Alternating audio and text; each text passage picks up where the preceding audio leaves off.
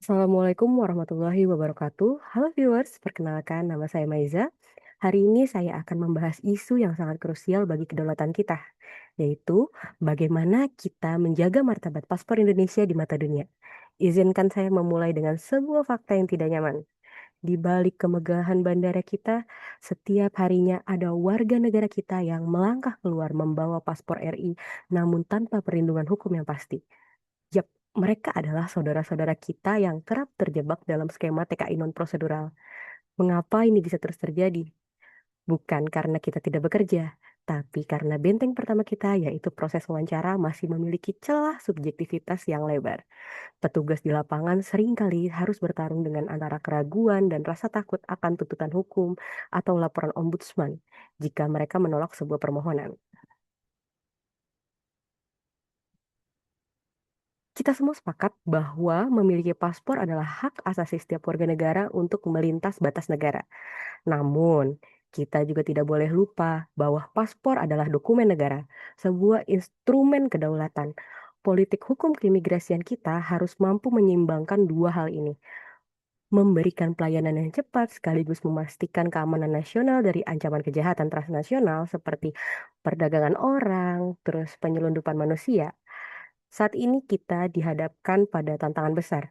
Bagaimana kita bisa melindungi segenap bangsa Indonesia sesuai amanat alinea keempat pembukaan Undang-Undang Dasar 1945 jika kita sendiri belum memiliki standar acuan yang tegas dalam memitigasi resiko di meja wawancara.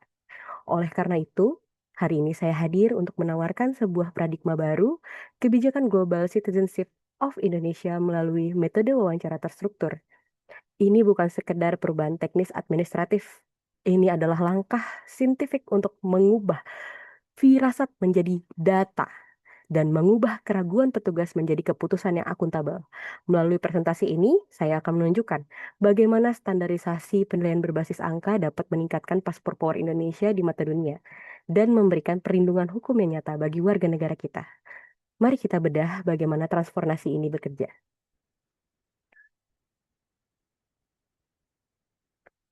Viewers, kita harus melihat ini dari kacamata geopolitik hukum di keimigrasian kita. Politik hukum keimigrasian kita adalah wajah keamanan nasional kita. Mari kita bicara jujur.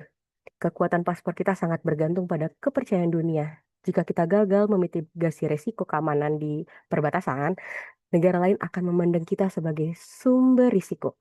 Inilah yang memicu kebijakan resiprokal yang merugikan kita seperti sulitnya mendapatkan visa.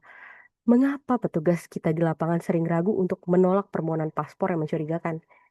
Karena kita belum memiliki standar acuan yang tegas. Akibatnya, muncul ketakutan akan tuntutan hukum dari masyarakat atau aduan ke ombudsman. Jika kita membiarkan prosedur wawancara tetap bersifat subjektif atau tidak terstruktur, dampaknya adalah resiko resiprokal. Negara lain akan memandang rendah keamanan dokumen negara kita. Akibatnya apa? Warga negara kita yang benar-benar berniat baik seperti pebisnis atau pelajar justru akan dipersulit untuk mendapatkan visa karena profil keamanan nasional kita dianggap lemah. Kita harus mengubah metode ini, metode wawancara terstruktur ini, secara secara prosedural yang lebih terarah seperti adanya SOP. Secara ekonomi, TKI non prosedural adalah beban besar bagi negara. Pikirkan, biaya repatriasi, biaya penanganan kasus hukum di luar negeri, hingga kerugian akibat hilangnya remitasi yang ilegal. Selain itu, kebijakan ini melindungi instansi kita. Dengan standar yang jelas, petugas memiliki dasar hukum yang kuat. Tidak ada lagi feeling atau intuisi semata. Jika ada audit atau tuntutan hukum, kita punya bukti administratif yang objektif. Ini adalah bentuk efisiensi birokrasi sekaligus perlindungan aset bangsa.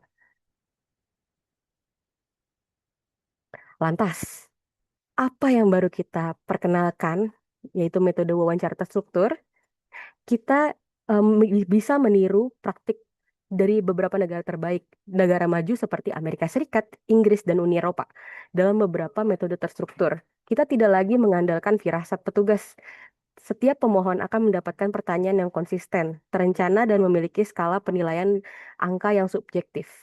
Sorry, angka yang objektif. Kita bisa belajar dari negara maju.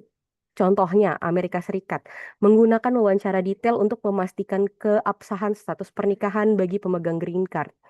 Kemudian ada Inggris, fokus pada konfirmasi identitas secara mendalam melalui data keluarga dan tempat tinggal. Lalu terakhir ada Uni Eropa dalam pengajuan visa Schengen. Itu menekankan pada akuransi dan kejujuran jawaban untuk memastikan pemohon tidak melakukan pelanggaran hukum di wilayah mereka. Dalam metode ini, setiap pertanyaan dirancang untuk menguji validitas, identitas, dan tujuan perjalanan. Kita bisa menggunakan skala penilaian 0 sampai 4. Jika akumulasi poin di bawah batas minimum atau ada satu kolom bernilai 0, maka karena indikasi kuat penipuan, pemberian paspor dapat ditangguhkan secara objektif.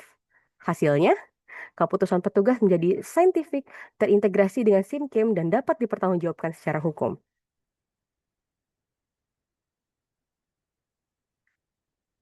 Mari kita proyeksikan dampak kebijakan ini apabila terjadi dalam 10 tahun ke depan. Yang pertama, dalam 3 tahun pertama, kita akan melihat standarisasi data di seluruh kantor imigrasi. Tidak ada lagi perbedaan perlakuan antara satu kantor dengan kantor lainnya. Di tahun kelima, kita bisa meningkatkan kepercayaan dunia internasional. Saat jumlah kasus deportasi dan eksploitasi WNI menurun, posisi tawar diplomasi kita akan naik. Inilah jalan menuju penambahan negara bebas visa bagi paspor RI. Kemudian di tahun ke-10, kita akan mencapai tahap smart border wawancara terstruktur berevolusi menjadi AI-based risk assessment. Inilah visi Global Citizenship of Indonesia, di mana identitas warga negara kita terverifikasi secara akurat sebelum mereka menginjakan kaki di luar negeri. Sebagai penutup, tantangan keimigrasian ke depan bukannya semakin mudah, melainkan semakin kompleks. Kejahatan transnasional bekerja dengan sangat rapi. Metode wawancara terstruktur yang terintegrasi dengan SIM-KIM adalah langkah nyata untuk melindungi segenap bangsa Indonesia sesuai amanat konstitusi. Ini bukan sekedar urusan administratif, ini adalah urusan kedaulatan dan perlindungan hak asasi manusia. Saya merekomendasikan 3 hal ini. Yang pertama, segera sahkan standar pertanyaan nasional. Yang kedua, integrasikan seluruh hasil penilaian ke dalam sistem SIM-KIM secara otomatis. Yang ketiga, jadikan hasil wawancara ini sebagai dokumen hukum yang mengikat. Saya merekomendasikan agar standar ini segera diuji publik dan diimplementasikan secara nasional demi masa depan mobilitas global warga negara kita yang lebih aman dan bermartabat. Mari kita bangun masa depan di mana setiap pemegang paspor Indonesia berjalan di luar negeri dengan kepala tegak karena mereka adalah warga dunia yang terlindungi. Terima kasih.